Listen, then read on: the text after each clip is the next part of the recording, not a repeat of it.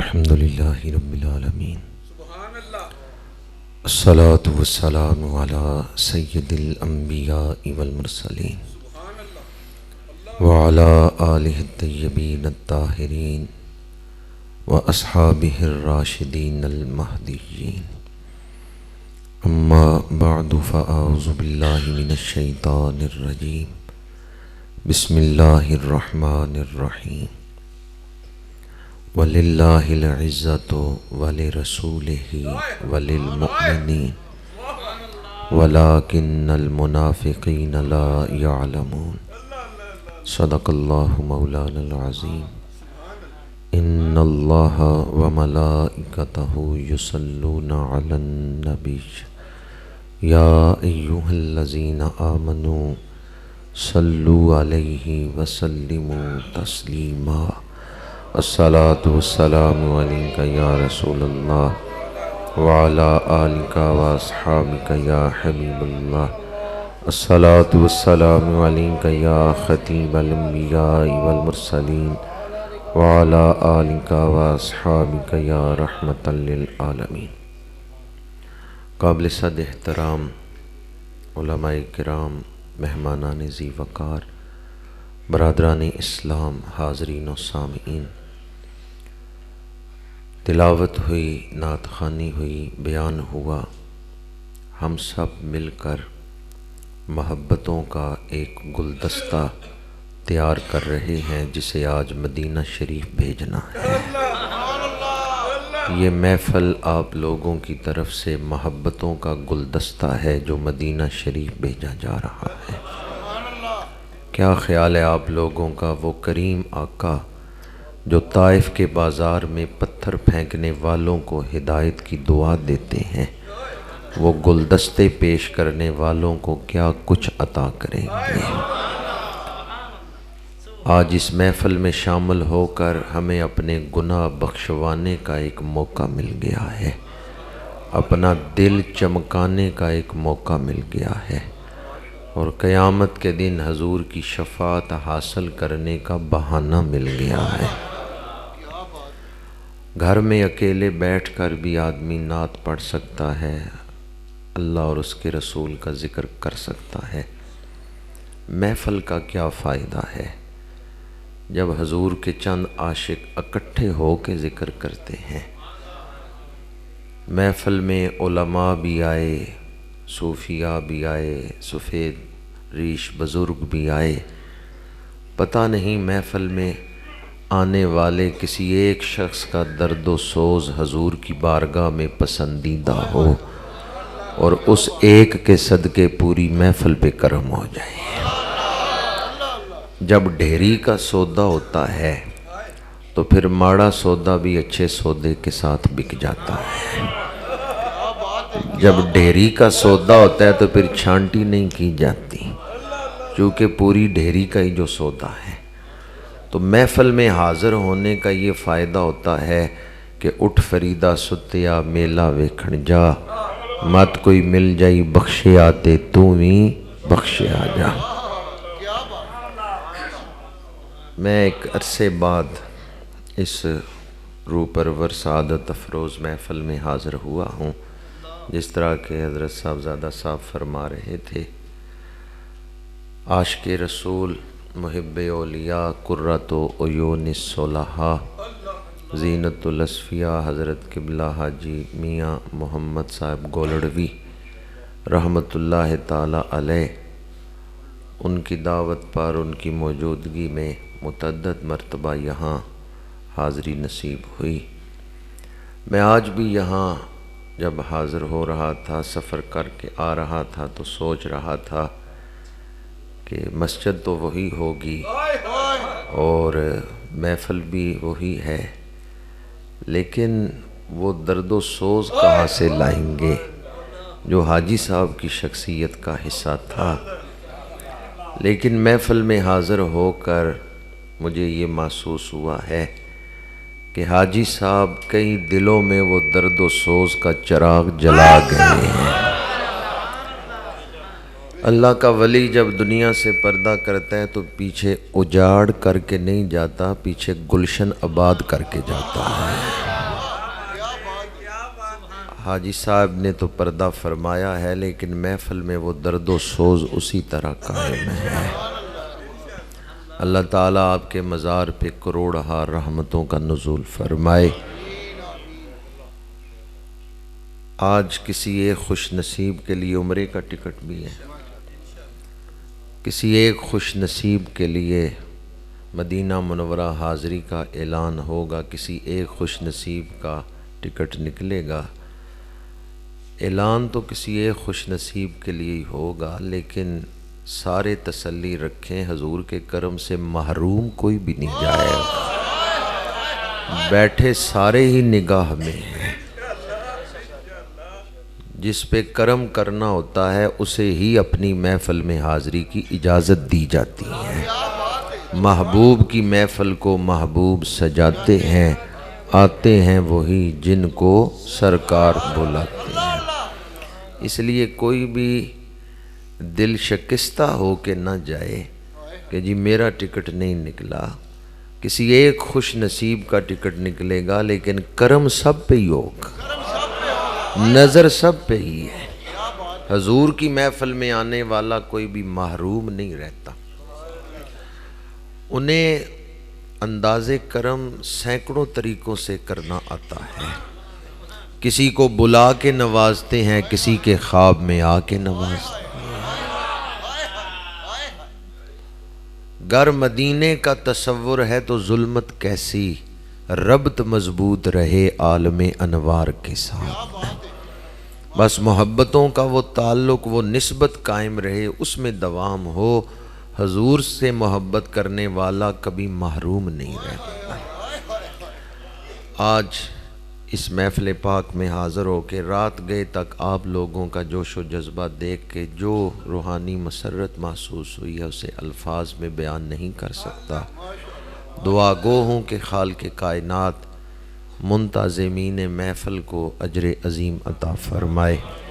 صدا بہار دیں اس باغے ایتھے کدی خزاں نہ آوے، ہون فیض ہزاراں تائیں ہر بھکھا پھل کھاوے۔ مجھے پتہ چلا کہ آج حاجی صاحب کا 10واں عرس بھی ہے۔ اسی نسبت سے 2-3 نسبتیں ہیں اس محفل کو۔ میں نے جو آیت مبارکہ تلاوت کی ہے، اس آیت میں اللہ کریم نے توحید، رسالت اور ولایت تینوں چیزوں کو ایک ترتیب سے بیان کیا ہے۔ اس آیت مبارکہ کا ترجمہ کرنے سے پہلے مسند امام احمد کی ایک حدیث پاک آپ کو سنا رہا ہوں۔ میرے آقا کریم صلی اللہ علیہ وآلہ وسلم نے ارشاد فرمایا، جس شخص نے ساری زندگی میں ایک آیت بھی شوق سے سنی ہے، اس کی قبر میں اندھیرا نہیں ہوگا۔ جب اس کی قبر میں روشنی پھیلے گی تو وہ فرشتوں سے پوچھے گا یہ نور کہاں سے آ رہا ہے؟ فرشتے کہیں گے فلاں محفل میں تو نے قرآن کی آیت سنی تھی، اللہ نے تیری قبر کو روشن کر دیا ہے۔ کوئی یہ نہ سمجھے کہ شاید میں مبالغے سے کام لے رہا ہوں کہ ایک آیت سنے اور قبر روشن ہو جائے۔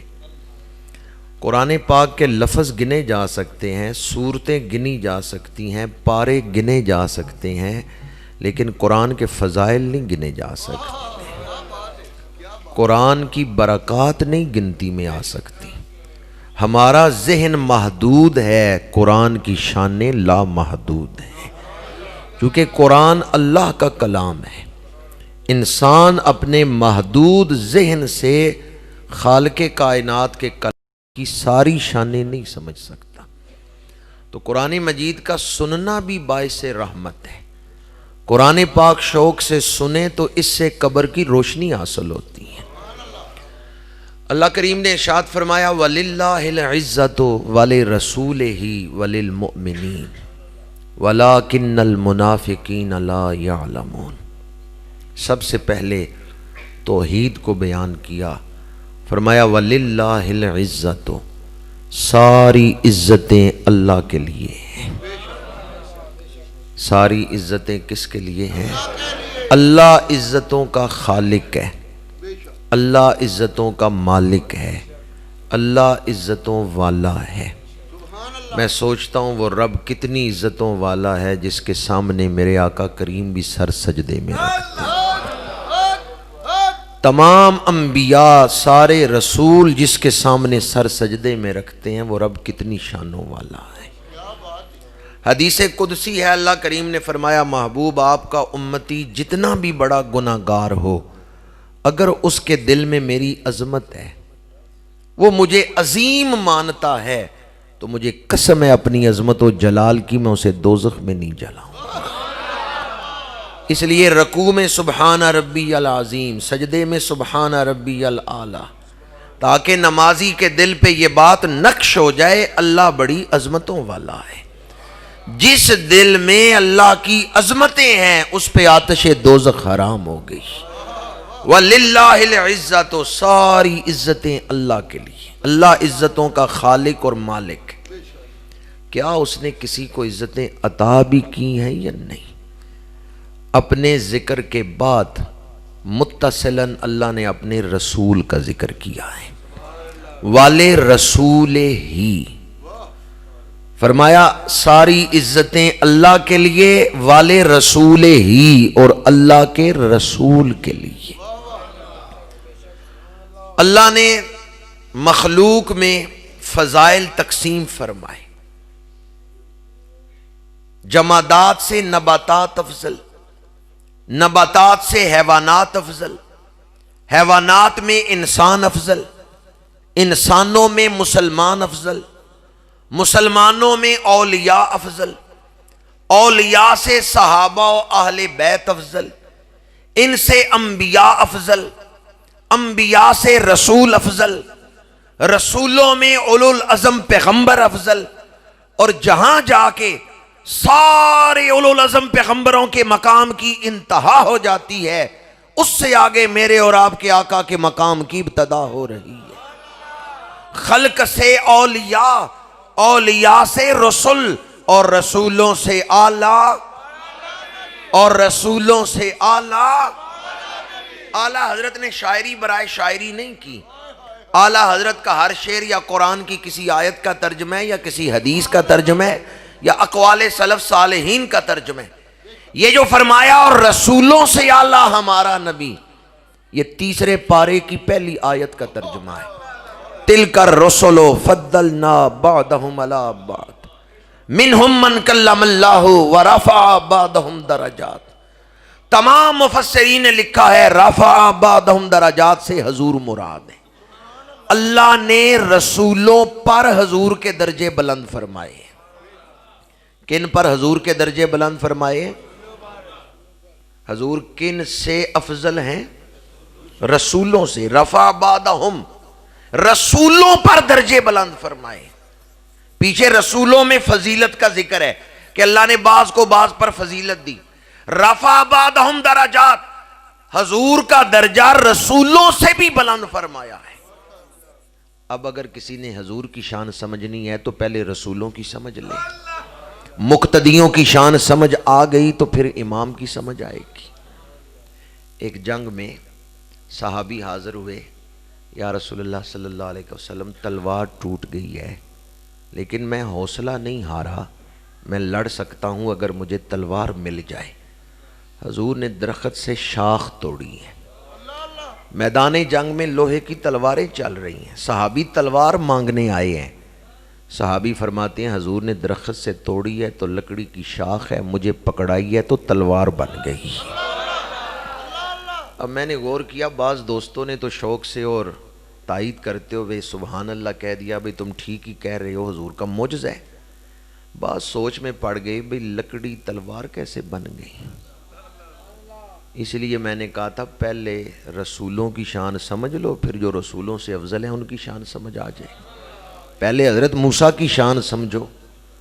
یہ جنس بدلنے کا معجزہ تو اللہ نے حضرت موسیٰ کو عطا فرمایا ہے۔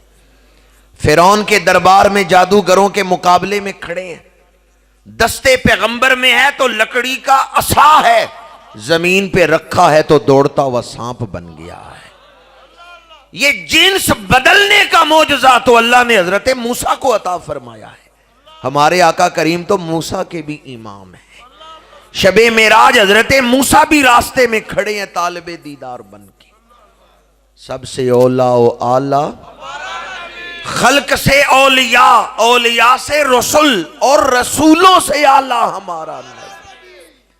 جسے حضرت موسیٰ کی شان سمجھ آ گئی، حضرت عیسیٰ کی شان سمجھ آ گئی، حضرت سلیمان علیہ السلام کی شان سمجھ آ گئی، پھر وہ حضور کی شانوں پر غور کرے. اللہ نے رسولوں سے بڑھ کر حضور کو شانیں عطا فرمائی. یہ سارے رسول تو معراج کی رات پیچھے ہاتھ باندھ کے کھڑے ہیں اور زبان حال سے اعلان کیا کر رہے ہیں؟ ملک کونین میں انبیاء تاجدار، تاجداروں کا آقا. حدیث پاک ہے، میرے آقا کریم نے ارشاد فرمایا، ترمذی شریف میں حدیث ہے، انا اکرم الاولین والآخرین ولا فخر. نہ پہلوں میں کوئی میری مثل ہے، نہ پچھلوں میں کوئی میری مثل ہے. سب سے اللہ نے حضور کو افضل بنایا ہے. اور شمائل ترمذی میں ہے، حضور حیدر کرار، شیر خدا، اسد اللہ الغالب امام المشارق والمغارب، سیدنا علی المرتضی کرم اللہ وجہہ الکریم. آپ روایت کرتے ہیں، یقول نائتہ لم ارى قبلہ ولا بعدہ مثلہ. جو بھی حضور کی شان بیان کرے گا اسے کہنا پڑے گا نہ پہلوں میں کوئی حضور کی مثل ہے، نہ پچھلوں میں کوئی حضور کی مثل. فرمان حضور حیدر کرار کا ہے، ترجمہ گولڑے کے تاجدار نے کیا ہے، کوئی مثل نہیں ڈھولن دی، کوئی مثل نہیں ڈھولن دی. چپ کر مہر علی ایتھے، چپ کر مہر علی ایتھے. اگر کوئی کہے نا جی آپ مبالغے سے کام لے رہے ہیں تو اسے یہ آیت سنائیں، وَمَا أَرْسَلْنَاكَ إِلَّا رَحْمَةً لِلْعَالَمِينَ. اللہ نے عالمین کے لیے حضور کو رحمت بنا کے بھیجا ہے، تمام جہانوں کے لیے. بتا سکتے ہیں جہان کتنے ہیں؟ جہانوں کی تعداد بتا سکتے ہیں؟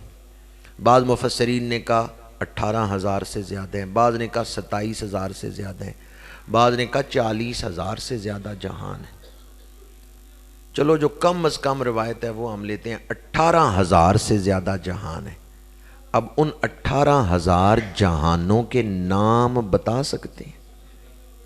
تو ان جہانوں کے نام بھی نہیں جانتا جن میں حضور کی رحمت برس رہی ہے. وَمَا أَرْسَلْنَاكَ إِلَّا رَحْمَةً لِلْعَالَمِينَ. یا تو کوئی تمام جہانوں کی تعداد بتائے، گنتی کر کے نام بتائے، اور اگر نہیں بتا سکتا تو پھر مان جائے گولڑے کے تاجدار نے ٹھیک ہی لکھا ہے، چپ کر مہر علی ایتھے. تو ان جہانوں کے نام بھی نہیں جانتا جن میں میرے آقا کی رحمت برس رہی. انسانی عقل میں اکثر ایک مثال دیتا ہوں. آڑتی کی دکان پہ آگے 50 من چاول، دوڑا دوڑا گیا سنیارے کے پاس. سنیارے کو کہنے لگا مجھے اپنا ترازو تو دو. سنیارے نے کہا میرا ترازو تیرے کس کام کے؟ آڑتی نے کہا میں نے 50 من چاول تولنے ہیں. سنیارے نے کہا عقل سے کام لو، میرے ترازو پہ تولے ماسے رتیاں، ان کا وزن ہوتا ہے، میرے ترازو پہ چاولوں کی بوری تو نہیں رکھی جا سکتی. دیکھا ہوگا نا سنیارے کی ترکڑی کو، اس پہ چاولوں کی بوری رکھی جا سکتی ہے؟ اصول یہ ہے کہ جس ترازو پہ تولنا ہے پہلے اس کا اپنا حدود اربا تو دیکھ لو کہ اس ترازو کا اپنا حدود اربا کتنا ہے. عقل بیساکھیاں، حواس خمسہ کی بیساکھیوں پہ کھڑی ہے.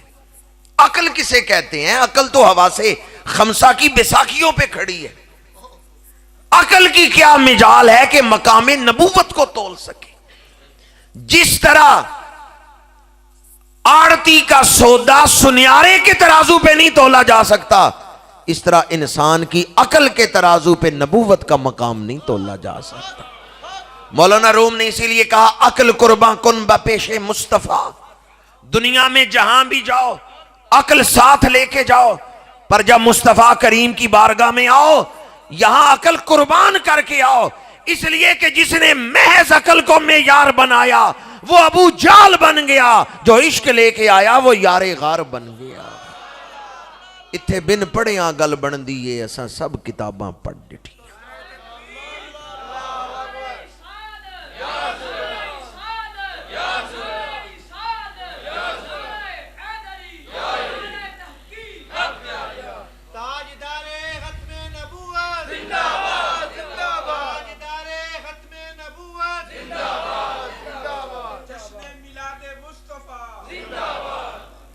جس دور میں آپ زندگی گزار رہے ہیں یہ سوشل میڈیا کا دور ہے، اور لوگ سوشل میڈیا سے دین سیکھ رہے ہیں۔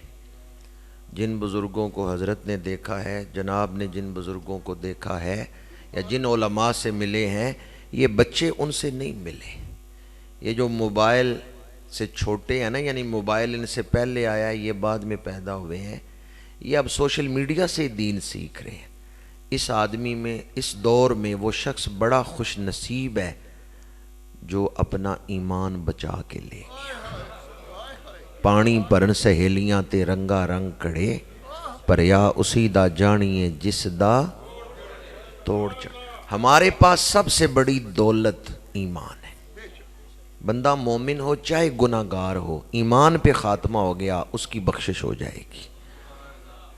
بندے نے عمل بڑے کیے پر خاتمہ کفر پہ ہوا تو ایسا عذاب ہے جو کبھی ختم نہیں ہوگا۔ سوشل میڈیا کے اس دور میں کتنے لوگ ایسے ہیں جو سوشل میڈیا کے ذریعے وسوسے دلوں میں پیدا کر رہے ہیں، کفر کا بیج دلوں میں ڈال رہے ہیں۔ ابھی فرانس میں توہینہ میں خاکش آئے ہوئے تو ایک تحریک چلی کہ فرانس کی مصنوعات کا بائیکاٹ کیا جائے۔ بڑی اچھی تحریک ہے، ضرور بائیکاٹ کرنا چاہیے، پر میں یہ کہتا ہوں فرانس کی مصنوعات کا بائیکاٹ کرنے کے ساتھ ساتھ آپ سوشل میڈیا پہ بے ادبوں کو سننے کا بھی بائیکاٹ کریں، کہ ہم نے سوشل میڈیا پہ صرف حضور کے غلاموں کو ہی سننا ہے، کسی بے ادب کو نہیں سننا۔ وہ طرح طرح کے وسوسے دلوں میں ڈال دیتے ہیں، اور دل میں وسوسہ آ گیا تو کفر کا بیج دل میں آ گیا۔ اگر کوئی پوچھے آپ کا عقیدہ کیا ہے تو دور حاضر کے لوگوں کا نام لینے کے بجائے آپ کہہ دیں میرا عقیدہ وہ ہے جو داتا گنج بخش علی حجویری کا عقیدہ ہے، میرا عقیدہ وہ ہے جو خواجہ معین الدین چشتی اجمیری کا عقیدہ ہے، میرا عقیدہ وہ ہے جو اعلیٰ حضرت شاہ احمد رضا خان بریلوی کا عقیدہ ہے، میرا عقیدہ وہ ہے جو تاجدار گولڑا پیر میر علی شاہ صاحب کا عقیدہ ہے۔ ان اسلاف کی طرف اپنے عقیدے کو منسوب کر لیں تو بچت ہو جائے گی۔ فتنوں کے اس دور میں ایمان بچانے کے لیے میں یہ نکتہ آپ کے سامنے عرض کر رہا ہوں، وَلِلَّهِ الْعِزَّةُ وَلِرَسُولِهِ۔ اللہ نے حضور کو جو عزتیں دی ہیں نا، ہماری عقل سے وراء الورا ہے۔ تاجدار گولڑا نے جو لکھا ہے نا، چپ کر مہر علی ایتھے جا نہیں بولندی، اس کا یہی مطلب ہے کہ ہمارا علم تھوڑا ہے، حضور کی شانیں بلند ہیں، وراء الورا ہے۔ تو اب ایمان بچانے کے لیے اپنے دل پہ آپ ادب کا لفظ لکھ لیں کہ ہم نے ہر حال میں ادب کرنا ہے، جو ادب کر گیا وہ تر گیا، اور جس کے دل میں ادنا بے ادبی آ گئی ایمان برباد ہو گیا، ادنا بے ادبی آ گئی نبوت کی، ایمان برباد ہو گیا۔ فتنوں کے اس دور میں کئی لوگ بے ادبی کو دین کی تبلیغ سمجھ رہے ہیں، پر یہ وہ سٹیج ہے، یہ وہ محفل ہے جس میں ادب کا درس دیا جاتا ہے۔ جہاں سے آپ کو ادب کا درس ملے وہاں جائیں، جہاں سے بے ادبی کا درس ملے وہاں نہ بیٹھیں، اس لیے کہ جو بے ادبی کا درس دے رہا ہے وہ آپ کے دل سے ایمان کو نکال رہا ہے۔ ادب کرنے والا چاہے گناہگار بھی ہو، ایمان پہ خاتمہ نصیب ہو جاتا ہے۔ یہ ادب کی برکت ہے کہ ادب کی وجہ سے ایمان بچ جاتا ہے۔ اور ادب کے لیے یہ بات ذہن نشین فرما لیں کہ ہمارا علم تھوڑا ہے، ہم بحث میں نہیں پڑھتے۔ بحث کرنی ہو تو علماء سے جا کے کریں۔ کوئی آپ سے بحث کرے نا حضور کی شانوں کے بارے میں تو آپ کے چلو کسی عالم دین کے پاس چلتے ہیں، وہ بحث کرے گا۔ ہم نے بحث نہیں کرنی، ہم نے حضور سے محبت کرنی ہے۔ علماء کا کام ہے بحث کر کے سوالوں کے جواب دینا، ہم نے اپنے دل پہ یہ بات نقش کی ہے، ہم عوام ہیں، ہم نے یہ بات دل پہ نقش کی ہے، حضور کی شانیں ہمارے علم سے وراء الورا ہیں۔ جو میں پہلے عرض کر رہا، سوشل میڈیا کے اس دور میں بعض لوگ میڈیکل سٹور پہ جا کے کہہ رہے ہیں کہ جی میرے دل کا آپریشن کر دیں۔ میڈیکل سٹور پہ دوائیاں تو ہوتی ہیں پر ڈاکٹر اگر آپریشن کروانا ہو تو کہاں جانا پڑے گا؟ اسپتال، اور پھر آپ کہتے ہیں جی گجرات نہیں لاہور جائیں جی، وہاں سیانا فلاں سیانا ڈاکٹر ہے، تو آپریشن ڈاکٹروں کے پاس جا کے کروائے جاتے ہیں، دوائیاں حالانکہ میڈیکل سٹور پہ بھی ہیں۔ پنساریوں کے پاس جڑی بوٹیاں ہوتی ہیں پر پنساری حکیم نہیں ہوتے۔ اور آپ نے ایمان کو کتنا سستا سمجھ لیا ہے کہ سوشل میڈیا پہ ایک پوسٹ پڑھ کے آپ اپنا عقیدہ بنا لیتے ہیں۔ فَإِنَّ هَذَا الْعِلْمَ دِينٌ فَانْظُرُوا وَمَّنْ تَأْخُذُونَ دِينَكُمْ۔ میرے آقا کریم صلی اللہ علیہ وآلہ وسلم نے فرمایا کہ جس سے دین سیکھو پہلے یہ دیکھو کہ وہ دین سکھا بھی سکتا ہے یا نہیں سکھا سکتا۔ جس کے اپنے دل میں آخرت کی فکر نہ ہو وہ کسی دوسرے کے دل میں آخرت کی فکر کیا پیدا کرے گا۔ اس امت کے اندر ایسے ایسے علماء بھی گزرے ہیں۔ امام مالک رحمۃ اللہ تعالی علیہ مسجد نبوی میں بیٹھ کے، میں ادب کی بات کر رہا تھا، مسجد نبوی میں بیٹھ کے درس حدیث دیتے، کتاب کا ورق الٹتے نا تو اتنی احتیاط کے ساتھ الٹتے تھے کہ 2 ورق ٹکرانے کی آواز نہ پیدا ہو۔ میں جوار رسول میں بیٹھا ہوا ہوں، میں روضہ پاک کے قریب بیٹھا ہوا ہوں، وہ اتنی احتیاط سے کتاب کا ورق پلٹتے تھے۔ اور مدینہ منورہ سے اتنی محبت تھی کہ ایک حج کرنے مکہ شریف گئے ہیں، دوسرا حج کرنے بھی مکہ شریف نہیں گئے، ساری عمر مدینہ شریف میں گزاری، آنکھیں کھولی بھی مدینہ شریف، آنکھیں بند بھی مدینہ شریف، یعنی پیدائش بھی مدینہ شریف ہوئی، وصال بھی مدینہ شریف، ساری عمر مدینہ شریف گزاری، بس ایک حج کرنے مکہ شریف گئے۔ امام مالک سے لوگ پوچھتے کہ آپ دوسرا حج کرنے مکہ شریف کیوں نہیں جاتے؟ فرمایا ڈرتا ہوں کہیں مدینہ منورہ سے باہر موت نہ آ جائے، میری خواہش ہے موت آئے تو شہر رسول میں آئے، اور میری قبر بنے تو حضور کے قدموں میں جنت البقیع میں بنے، اور وہ خواہش قبول ہوئی، آج آپ کی قبر جنت البقیع میں ہے۔ امام مالک پہلی صدی کی ہستی ہیں۔ امام مالک صاحب موطا، حدیث کی مشہور کتاب موطا شریف، آپ نے احادیث جمع کی۔ اتنا ادب کرتے تھے کہ گلی کے درمیان نہیں چلتے تھے، کنارے کنارے چلتے تھے، کئی دفعہ کاندھا دیوار سے ٹکراتا قمیض پھٹ جاتی، لوگ پوچھتے آپ گلی کے درمیان کیوں نہیں چلتے؟ امام مالک فرماتے ہیں ابھی گلیاں وہی ہیں جن میں اللہ کا رسول چلتا رہا ہے، میں ڈرتا ہوں کہیں وہاں پیر نہ آ جائے جہاں حضور نے قدم رکھا ہے۔ کتھوں ایڈے درد لیو نی درداں والے آ یارا، کس قدر دل میں ادب تھا۔ شہر رسول میں کبھی سواری پہ نہیں بیٹھے، بڑا ادب کیا مدینہ منورہ کا۔ تنویر الحوالک فی شرح موطا امام مالک اور حلیات الاولیاء، ان دونوں میں یہ روایت ہے جو میں آپ کو سنا رہا ہوں۔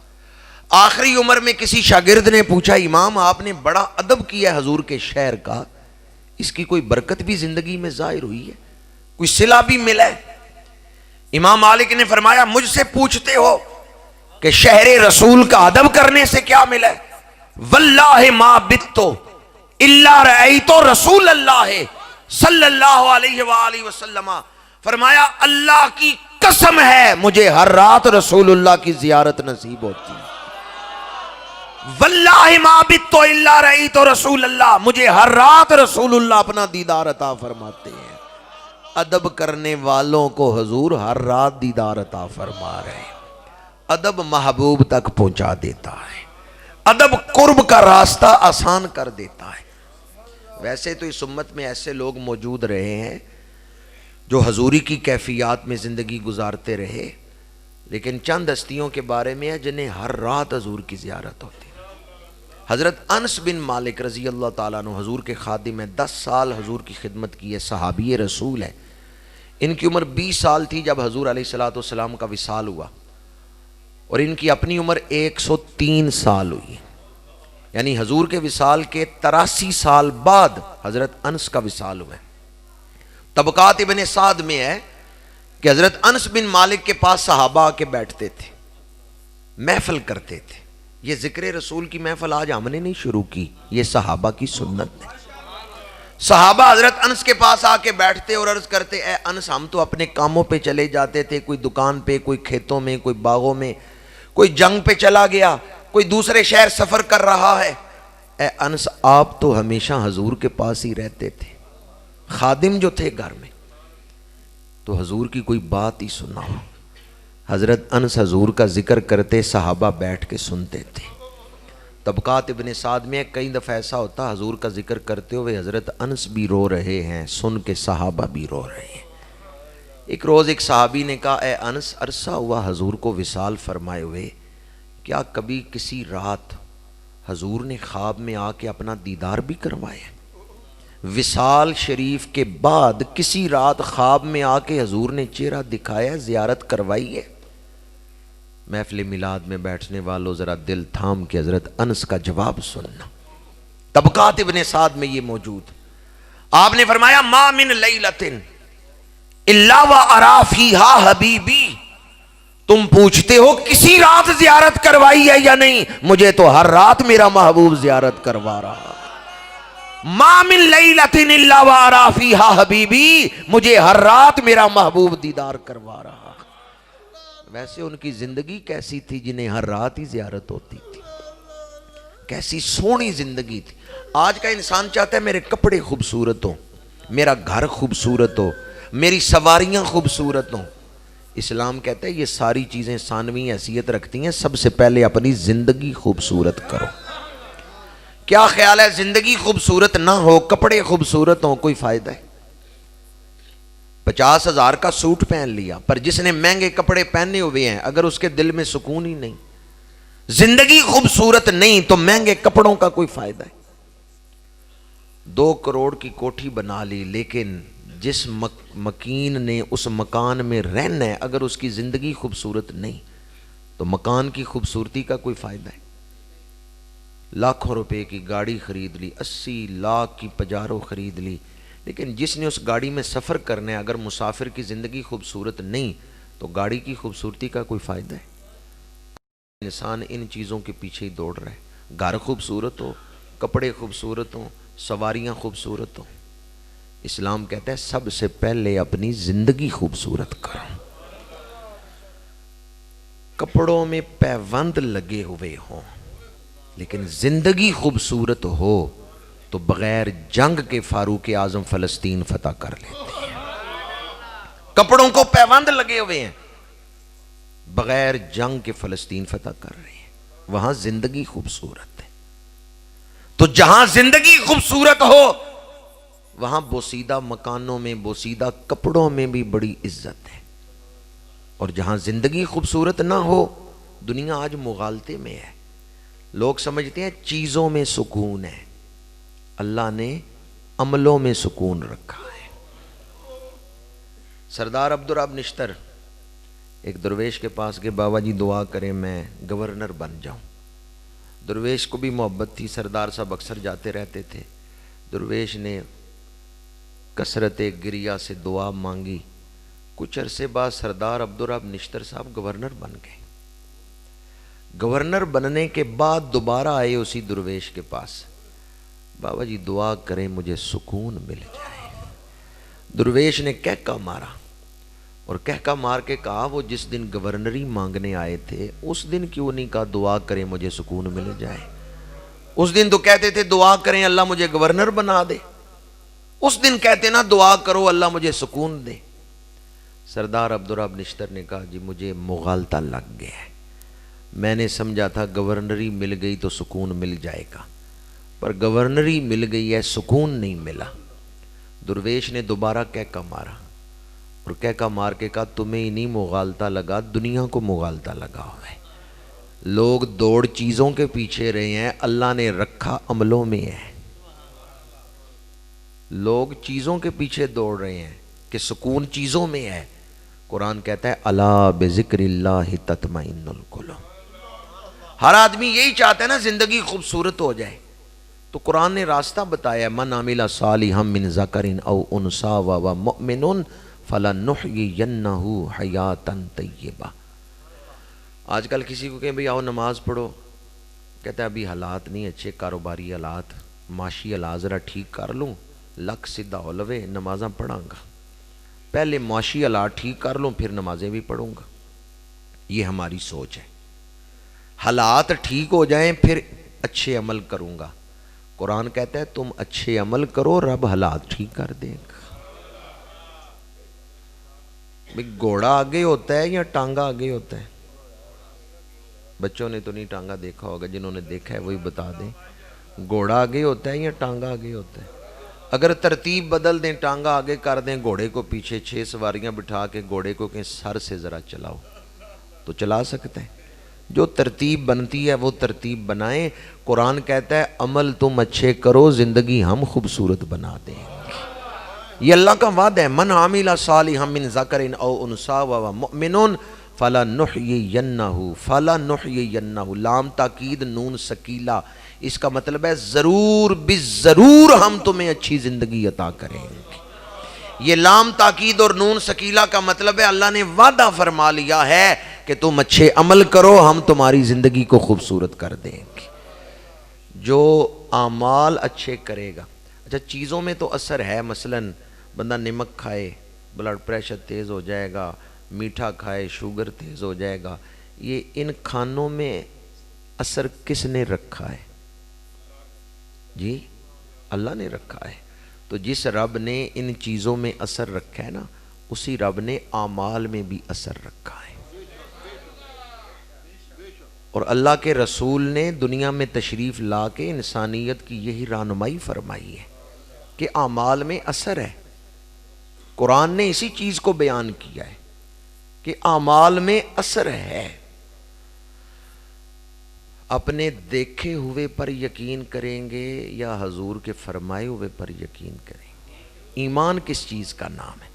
مثلا رات کا وقت ہے، آدھی رات گزر چکی ہے، اندھیرا ہے، نظر آ رہا ہے، بالفرض اگر حضور یہ فرمائیں کہ اس وقت دوپہر ہے، میں اپنے دیکھے ہوئے پہ نہیں یقین کروں گا، میں حضور کے بتائے ہوئے پہ یقین کروں گا.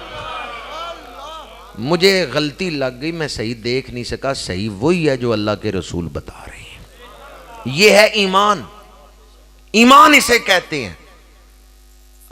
آج کل انسان کیا کر رہے ہیں؟ کہتے ہیں پہلے میں اپنی دنیا داری ٹھیک کر لوں پھر میں دین پہ بھی عمل کر لوں گا. آپ قرآن پہ عمل کریں. قرآن کہتا ہے اچھے عمل تم کرو زندگی کو خوبصورت رب بنا دے گا. فتنوں کے اس دور میں وقت بڑی تیزی سے، ویسے بھی وقت کی یہ شان ہے کہ وقت تیزی سے گزرتا ہے، انسان کا دھیان نہیں ہوتا. جو وقت ہمیں ملا ہوا ہے، یہ بھی پچھلے دنوں جب کرونا کا خوف تھا نا پوری دنیا پہ، تو میں یہ سوچ رہا تھا کہ کرونا کا خوف جب گھٹے گا، یا کرونا کے دنوں میں تو پابندی ہے مسجدوں میں آنے پر، جب یہ کرونا کا خوف گھٹے گا تو مسجدوں میں تو جگہ ہی نہیں ملے گی. بندے توبہ کر لیں گے، بندے خوف کھائیں گے، نمازیں شروع کر دیں گے. اور ہمارے یہاں شہر میں تو جتنے نمازی پہلے تھے اتنے ہی اب بھی ہیں. یہاں کوئی فرق پڑ گیا کرونا کی وجہ سے؟ بھری گئی ہیں مسجدیں. کیا وجہ ہے؟ کہ ہم عبرت نہیں حاصل کر رہے. گدھے کو بھی چھانٹا علائے نا مالک، تو گدھے کو پتہ چل جاتا ہے کہ شاید میں رستے سے ہٹ گیا ہوں، وہ پھر سیدھا ہو جاتا ہے. اور قدرت ہمیں جھنجھوڑے اور ہمیں احساس نہ ہو. حضرت عارف کھڑی فرماتے ہیں سوڑی گلی تے کنے ٹوئے، اتھے ٹہ ٹہ پین نہ روئے، سنبھل کے پیر رکھی ہو جڑیاں، اتھے عجب تماشے ہوئے. بعض اوقات جسم کو بیماری لگتی ہے نا تو ڈاکٹر کہتے ہیں جلدی علاج کرا لو ورنہ یہ انگلی کاٹنی پڑ جائے گی، ورنہ پیر کاٹنا پڑ جائے گا. تمہیں فلاں تکلیف ہے، یہ بیماری بڑھ گئی تو پیر ہی کاٹنا پڑ جائے گا. وہ لا علاج ہو جاتی ہے بیماری، یعنی اس پر دوائی اثر ہی نہیں کرتی. اسی طرح بعض بیماریاں دل کو لگتی ہیں، اگر وقت پہ ان کا علاج نہ کیا جائے تو پھر ختم اللہ علی قلوبہم، پھر وہ بیماری بڑھتی جاتی ہے اور دل مردہ ہو جاتا ہے. مورکھ نو کی پند محمد، پتھر نو کی پالا، دودھی کاگ نوایا انت کالے دا کالا. کوے کو آپ دودھ میں غسل دے لیں وہ چٹا ہو جائے گا. مورکھ نو کی پند محمد. آپ نے کبھی بھینس کو نصیحت کی ہے سچ بولا کرو؟ نصیحت کس کو کرتے ہیں؟ انسان کو کرتے ہیں. مورکھ نو کی پند محمد. جس پہ نصیحت کا اثر نہ ہو قرآن کہہ رہا ہے اولئک کل انعام بل ہم اضل، بعض لوگ وہ ہیں جو جانوروں کی طرح زندگی گزار۔ کتنی خوبصورت زندگی تھی امام مالک کی، ہر رات حضور کی زیارت ہو رہی۔ کتنی خوبصورت زندگی تھی حضرت انس کی، ہر رات حضور کی زیارت ہو رہی۔ کتنی خوبصورت زندگی علامہ جلال الدین سیوطی کی، 72 یا 74 مرتبہ جاگتے ہوئے حضور کی زیارت۔ زندگی تو ہم بھی گزار رہے ہیں، پر یہ دیکھیں کہ ہماری زندگی کیسی زندگی ہے۔ کیا نفس کی خواہشیں پوری کرنا ہی زندگی ہے؟ ایک عشق مصطفیٰ ہے اگر ہو سکے نصیب، ورنہ دھرا ہی کیا ہے جہان خراب میں۔ زیارت آج بھی حضور کی ہوتی ہے، زیارت کا دروازہ بند تو نہیں ہو گیا۔ ہر دور میں ایسے لوگ موجود رہے ہیں جنہیں حضور اپنا دیدار عطا فرماتے رہے۔ جرمنی کا ایک شہر ہے نیورنبرگ، اسٹوٹگارٹ سے 200 کلومیٹر کے فاصلے پر ہے۔ وہاں المدینہ مسجد ختم نبوت کانفرنس میں میں شامل ہوا۔ میرے میزبان دوستوں نے بتایا کہ یہ جو مسجد ہے پہلے شراب خانہ تھی، نائٹ کلب تھا، اس کا مالک غیر مسلم تھا۔ جس دن اس نے کلمہ پڑھا 4 کروڑ روپے کی جگہ اس نے مسجد کو دے دی۔ ایڈریس میں علل اعلان بتا رہا ہوں اور ریکارڈنگ بھی ہو رہی ہے۔ جرمنی میں آپ کا کوئی عزیز ہو تو بے شک اس سے پتہ کر لیں۔ نیورنبرگ شہر ہے، المدینہ مسجد ہے، محمد عبد الرحمن اس نو مسلم کا نام ہے جس نے کلمہ پڑھا تھا اور شراب خانہ پھر مسجد بن گیا۔ میں اس نو مسلم سے ملا ہوں، میں نے اس سے پوچھا تیرے کلمہ پڑھنے کا سبب کیا بنا ہے؟ اس نے ایک طویل واقعہ سنایا، پر آخری بات اس نے یہ کی، کہتا ہے مجھے جاگتے ہوئے رسول اللہ کی زیارت نصیب ہوئی۔ جس دن حضور کی زیارت ہوئی ہے اس دن مغرب کے وقت میں آیا ہوں شراب خانے میں، ساری چیزیں نکالی ہیں اور مغرب کی اذان پڑھائی ہے۔ جب اس نے کہا نا مجھے حضور کی زیارت ہوئی ہے تو اس دن میں نے اسلام قبول کی ہے۔ پہلے اگرچہ وہ قرآن پاک ترجمے سے پڑھ چکا تھا اور وہاں ایک مسجد تھی مسجد بلال، وہاں بھی وہ حاضری دے چکا تھا، لیکن ابھی تک اس نے کلمہ نہیں پڑھا تھا۔ کلمہ اس نے اس دن پڑھا جس دن کہتا ہے مجھے حضور کی زیارت بیداری میں ہوئی۔ میں نے اس سے پوچھا حضور کا حلیہ پاک بیان کرو۔ یقین جانی اس نے وہی حلیہ پاک بیان کیا ہے جو حدیث کی کتابوں میں لکھا ہوا ہے، جو سیرت کی کتابوں میں لکھا ہوا ہے وہی حلیہ پاک اس نے بیان کیا۔ لیکن ایک جملہ وہ کمال و رفتگی محبت سے کہتا تھا، وہ کہتا ہے حضور صرف سونے نہیں، بہت سونے۔ حضور صرف سونے نہیں آپ کا کیا خیال ہے؟ صرف سونے؟ حضور صرف سونے نہیں۔ حضرت عبداللہ بن رواحہ رضی اللہ تعالیٰ عنہ شاعر دربار رسالت، حضور کی بارگاہ میں کھڑے ہو کے نعت پڑھنے والے، حضور کی بارگاہ میں نعت پڑھ رہے ہیں اور عرض کرتے ہیں یا رسول اللہ صلی اللہ علیہ وسلم اگر آپ کوئی معجزہ نہ لے کے آتے، آپ کا چہرہ ہی منوا لیتا، آپ اللہ کے رسول بن کے آئے ہیں۔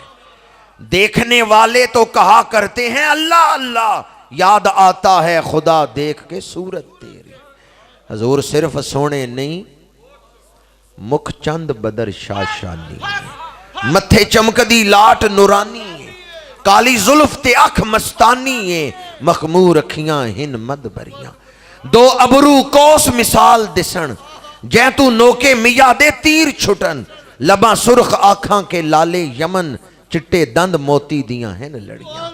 اس صورت نو میں جان آکھاں کے جانے جہان آکھاں، سچ آکھاں تے رب دی شان آکھاں، جس شان تو شانہ اے ہو صورت شالا پیشے نظر، روے وقتے نزاتے روزے حشر، وچ قبر تے پل تھی جد ہو سی گزر، سب کھوٹیاں تھی سن تد کھریاں۔ ابھی میں ذکر کر رہا تھا کہ اس امت میں ہر دور میں ایسے لوگ موجود رہے جنہیں حضور کی زیارت ہوئی۔ یہ جو نعت ابھی میں پڑھ رہا ہوں، تاجدار گولڑا کو پہلے زیارت ہوئی ہے، نعت انہوں نے بعد میں لکھی اور نعت کے اندر زیارت کا ذکر بھی کیا ہے۔ لاؤ مختی مخطط برد یمن، من بھاوری جھلک دکھاؤ سجن، اوہ مٹھیاں گالی الاؤ مٹھن، جو ہمرا وادی سن کریاں۔ اوہ مٹھیاں گالی الاؤ مٹھن جو ہمرا وادی سن کریاں. ہمرا وادی میں دیدار ہوا تھا, نعت میں تاجدار گولڑا نے ہمرا وادی کا ذکر کیا. لاؤ مکتی مخطط برد یمن, یمنی چادر حضور نے چہرے پہ لی ہے. تاجدار گولڑا کہتے ہیں وہ یمنی چادر چہرے سے ہٹا کے مجھے اپنی جھلک دکھائے. حجرے سے مسجد آؤ ڈھولن, نوری جات دے کارن سارے سکن, دو جگ اکھیاں رادہ فرش کرن, سب انسو ملک حوراں پریاں. سبحان اللہ ما اجمل کا ما احسن کا ما اکمل کا. پیچھے حضور کا حلیہ بیان کیا تھا, تو حلیہ بیان کرتے ہوئے جب مکتے پہ پہنچے تو کہنے لگے سبحان اللہ. جو بھی حضور کا حلیہ بیان کرے گا اسے کہنا پڑے گا سبحان اللہ.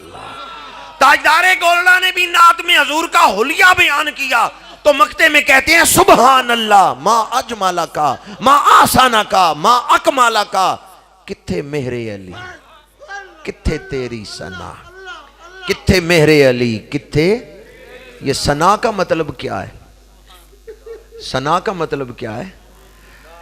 نہیں, وہ ثنا جو تعریف ہے نا یا نعت ہے وہ تو زبان سے کی جاتی ہے. تو آگے آپ نے کیا لکھا ہے؟ گستاخ اکھیاں کتھے جا اڑیاں. یہ وہ ثنا ہے جس کا تعلق آنکھوں کے ساتھ. کاریوں سے پوچھے, انہوں نے دانتوں کے نام رکھے ہوئے ہیں. یہ جو سامنے والے دو بڑے دانت ہیں انہیں کہتے ہیں ثنایا علیہ, جو نیچے دو بڑے دانت ہیں انہیں کہتے ہیں ثنایا سفلا.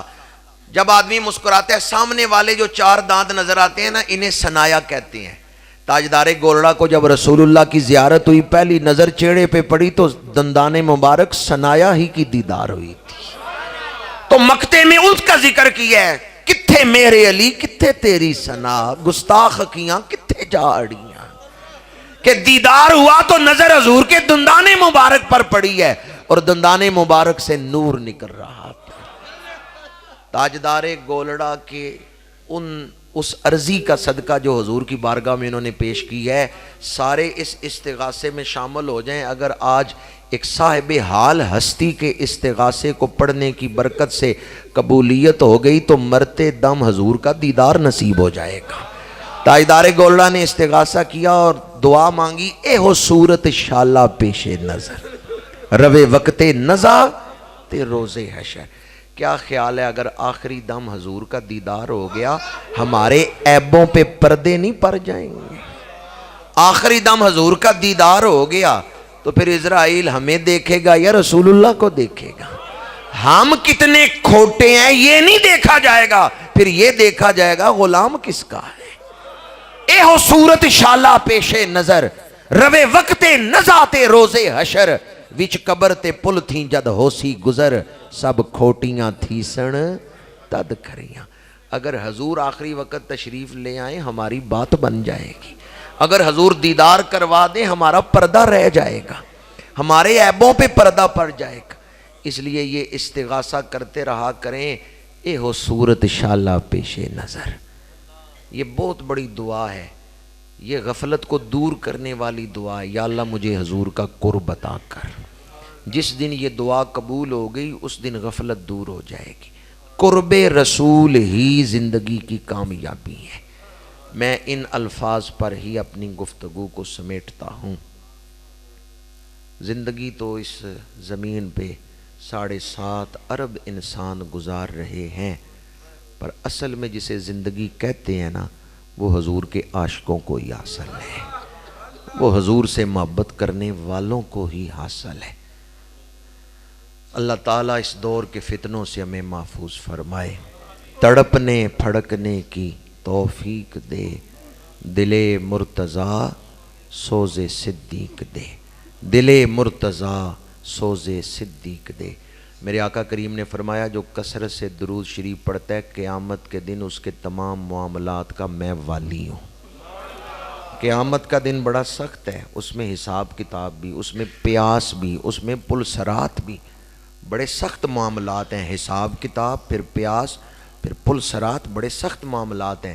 لیکن جس کے معاملات حضور اپنے ذمے لے لے, فرمایا جو کثرت سے درود شریف پڑھے حشر کے دن میں اس کے تمام معاملات کا والی ہوں. اور جامع ترمذی میں حدیث پاک ہے، فرمایا جو سب سے زیادہ درود پڑھنے والا ہے وہ سب سے زیادہ میرے قریب ہوگا۔ اللہ تعالی ہمیں کثرت سے درود شریف پڑھنے کی توفیق عطا فرمائے۔ جہاں سے میں نے گفتگو شروع کی تھی وہیں لا کے سمیٹ رہا ہوں۔ عمرے کا ٹکٹ تو کسی ایک کا نکلے گا، پر درود کا ارادہ تو آپ سارے کر سکتے ہیں نا۔ زیارت کے عنوان سے میں نے چند گھڑیاں گفتگو کی، تو جو کثرت سے درود پڑھتا ہے نا، حضور خوش ہو کے اپنا دیدار عطا فرماتے ہیں۔ حضور کی زیارت کے لیے سب سے مجرب وظیفہ کثرت درود شریف ہے۔ درود پڑھتا جا رہا ہوں میں سنورتا جا رہا ہوں۔ عجیب فیض ہے آقا تیری محبت کا، درود تجھ پہ پڑھوں اور خود سنور جاؤں۔ وما علینا الا البلاغ۔